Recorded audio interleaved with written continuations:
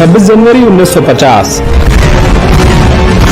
21 तोपों की सलामी के साथ तिरंगा फहराते हुए राष्ट्रपति डॉक्टर राजेंद्र प्रसाद ने स्वतंत्र भारत का स्वनिर्मित संविधान लागू किया। भारत के नए युग की शुरुआत के साक्षी देशवासियों सहित सी गोपालाचारी, जवाहरलाल नेहरू, सरदार पटेल जैसे गणमान्य बने। मात्र 3 साल पहले आजादी की सुबह देखने वाले देश ने अपना संविधान बनाकर विश्व को अपनी संप्रभुता का परिचय दिया। हालांकि यह डगर इतनी आसान नहीं थी। इतिहास के पन्नों को टटोले तो मालूम होता है स्वराज के साथ ही अपने संविधान और हक और हकूक की यह लड़ाई बेहद चुनौती भरी थी। दरअसल अंग्रेजों की गुलामी से त्रस्त देशवासियों को प्रथम विश्व युद्ध के दौरान एक सुनहरा अवसर हाथ लगा, जब ब्रिटेन की ओर से मदद की गुहार लगाई गई। भारतीयों ने सहर्ष प्रस्ताव स्वीकार किया और वर्ल्ड वॉर में ब्रिटेन के साथ खड़े नजर आए, इस उद्देश्य के साथ कि उन्हें आगे चलकर अंग्रेजों की हुकूमत से आजादी मिल जाएगी। लेकिन एक बार फिर अंग्रेज अपने शब्दों से पलटते नजर आए और आजादी के बदले लेकर आए भारत सरकार अधिनियम 1919। इस अधिनियम का असर यह रहा कि देश के कुछ बड़े प्रांत में दोहरी शासन प्रणाली व्यवस्था लागू हुई, जिसके तहत स्वास्थ्य, शिक्षा, कृषि जैसे विषयों को भारतीय मंत्रियों के समूह को सौंप दिया गया था। वहीं दूसरी तरफ सैन्य, रक्षा और विदेशी मसले जैसे अहम मुद्दे वायसराय के अधिकार क्षेत्र में रहे। इसके साथ भारतीयों को यह आश्वासन दिया गया कि इस अधिनियम से पड़ने वाले प्रभावों का भविष्य में आकलन किया जाएगा। अंग्रेजों के इसी कदम ने जमीन तैयार की साइमन कमीशन की, जो साल 1928 में भारत की धरती में दाखिल हुआ। साइमन कमीशन ने बड़े ही नाटकीय अंदाज में संवैधानिक सुधारों की समीक्षा कर अपनी रिपोर्ट तैयार की। लेकिन अब समय बदल गया था। अब देशवासी अंग्रेजों के बहकावे में नहीं आने वाले थे, क्योंकि स्वराज के साथ साथ अपने संविधान की मांग भी धीरे धीरे देशवासियों के जहन में परवान चढ़ने लगी थी। साइमन कमीशन की रिपोर्ट के बाद देश भर में जमकर आंदोलन हुए, जिसे शांत करने के लिए ब्रिटिश सरकार ने राउंड टेबल कॉन्फ्रेंस का आयोजन किया। हालांकि देश के सभी वर्ग के नेता इसमें शामिल नहीं हुए, इसलिए यह एक असफल प्रयास सिद्ध हुआ।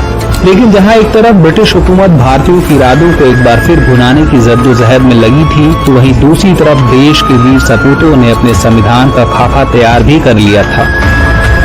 साल 1928 में मोतीलाल नेहरू समेत 8 कांग्रेसी नेताओं ने एक संविधान का मसौदा तैयार किया, जिसकी नींव 1921 में भारतीय राष्ट्रीय कांग्रेस के कराची अधिवेशन में तय की गई थी। इस तरह स्वतंत्र भारत के संविधान की रूपरेखा सजने लगी थी। समय का पहिया आगे बढ़ता गया। फिर आया गवर्नमेंट ऑफ इंडिया एक्ट 1935, जिसे हमारे संविधान का स्ट्रक्चरल बेस कहा जाता है। दूसरे शब्दों में कहें तो यह एक फाउंडेशन बन गया, जिसके ऊपर मौजूदा संविधान की भव्य इमारत खड़ी की गई। एक्ट 1935 भारत के लिए आजादी की सुगबुगाहट के साथ आया, लेकिन आजादी की आहट के साथ मुस्लिम लीग और कांग्रेस के बीच मतभेदों की खाई गहरी होती जा रही थी।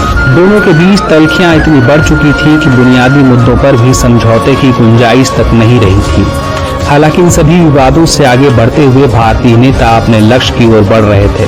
दूसरे विश्व युद्ध के दौरान साल 1945 में सभी पार्टियों के सहमति से संविधान का एक प्रारूप तैयार कर लिया गया था, जिसमें यूनिवर्सल अडल्ट फ्रेंचाइजी, स्वतंत्रता और समानता के साथ साथ अल्पसंख्यकों के अधिकारों की रक्षा का विशेष ध्यान रखा गया था।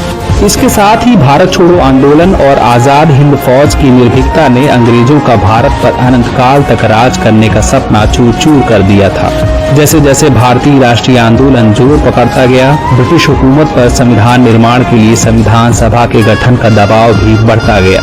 इस गहमागहमी के बीच आखिरकार 9 दिसंबर 1946 को नई दिल्ली के कॉन्स्टिट्यूशनल हॉल में संविधान सभा की पहली बैठक हुई, जिसमें महात्मा गांधी को छोड़कर उस वक्त के राष्ट्रीय आंदोलन से जुड़ी करीब हर बड़ी शख्सियत शामिल थी। इसमें मुस्लिम लीग ने भारत को 2 हिस्सों में बांटे नए मुल्क पाकिस्तान की मांग को लेकर बैठक का बहिष्कार किया।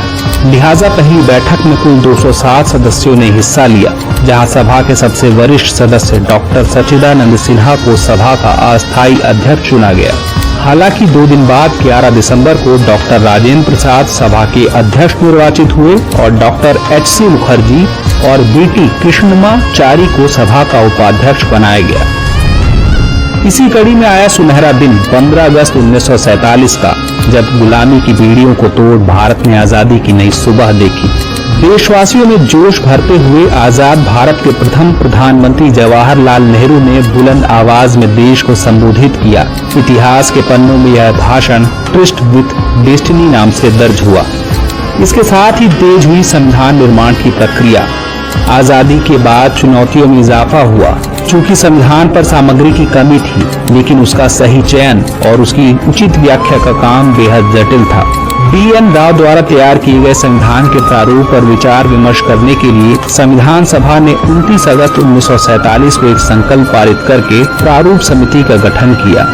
इसके अध्यक्ष के रूप में डॉक्टर भीमराव अंबेडकर को चुना गया। इस समिति में अंबेडकर के अलावा 6 और सदस्य थे। संविधान निर्माण के दौरान कई अहम फैसले लिए गए, जिसमें राष्ट्रमंडल समूह में भारत की सदस्यता, राष्ट्रध्वज का चयन, साथ ही राष्ट्रगान और राष्ट्रगीत का चुनाव शामिल था। यहाँ दिलचस्प बात यह है कि संविधान में सबसे पहले स्थान पर आने वाली उद्देशिका यानी प्रियम्बल सबसे अंत में पारित हुई। संविधान अगर एक राजनीतिक और संवैधानिक दस्तावेज है, तो प्रियम्बल एक ग्रंथ को दार्शनिक नजरिया प्रदान करती है। डॉक्टर भीमराव अंबेडकर की अगुवाई में संविधान निर्माताओं ने 60 देशों के संविधानों का अध्ययन किया। 4 नवंबर 1948 को संविधान का अंतिम प्रारूप पेश किया। संविधान तैयार करने के बाद मुश्किल खड़ी हुई कि इसे सुंदर अक्षरों में पिरोकर कैसे संजोया जाए।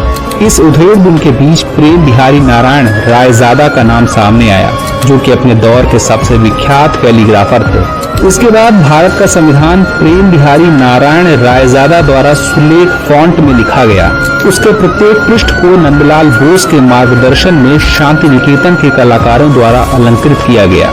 इस तरह कुल 2 साल 11 महीने और 18 दिनों में विश्व के सबसे बड़े लोकतंत्र का स्वनिर्मित संविधान बनकर तैयार हुआ। आधिकारिक तौर पर 26 नवंबर 1949 को संविधान को पारित किया गया, जिस पर संविधान समिति के 15 महिलाओं समेत 284 सदस्यों ने हस्ताक्षर किए। वहीं संविधान लागू करने के लिए 26 जनवरी को चुना गया, क्योंकि 26 जनवरी 1930 को इंडियन कांग्रेस के लाहौर अधिवेशन में पूर्ण स्वराज का प्रस्ताव रखा गया था। इतिहास में इसे प्रथम स्वतंत्रता दिवस के रूप में भी जाना जाता है। यही कारण है कि संविधान लागू करने के लिए भारत के प्रथम स्वतंत्रता दिवस यानी 26 जनवरी को चुना गया। 26 जनवरी 1950 दिल्ली की सर्दी को देशभक्ति मात दे रही थी, जब राजगोपालाचारी ने अपने शब्दों में भारत को संप्रभु लोकतांत्रिक गणतंत्र घोषित किया। इसके बाद डॉक्टर राजेंद्र प्रसाद को भारत के पहले राष्ट्रपति के रूप में शपथ दिलाई गई। इसके बाद सार्वजनिक समारोह की शुरुआत हुई, जिसमें राष्ट्रपति डॉक्टर राजेंद्र प्रसाद और मुख्य अतिथि इंडोनेशिया के प्रेसिडेंट सुकर्णो शामिल हुए।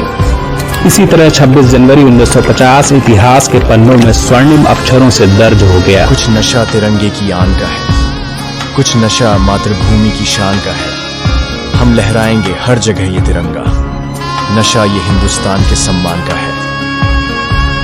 तो दोस्तों, अगर आपको यह जानकारी अच्छी लगी हो तो हमारे चैनल को लाइक, शेयर और सब्सक्राइब करना न भूलें। मिलते हैं जल्द ही, तब तक के लिए जय हिंद।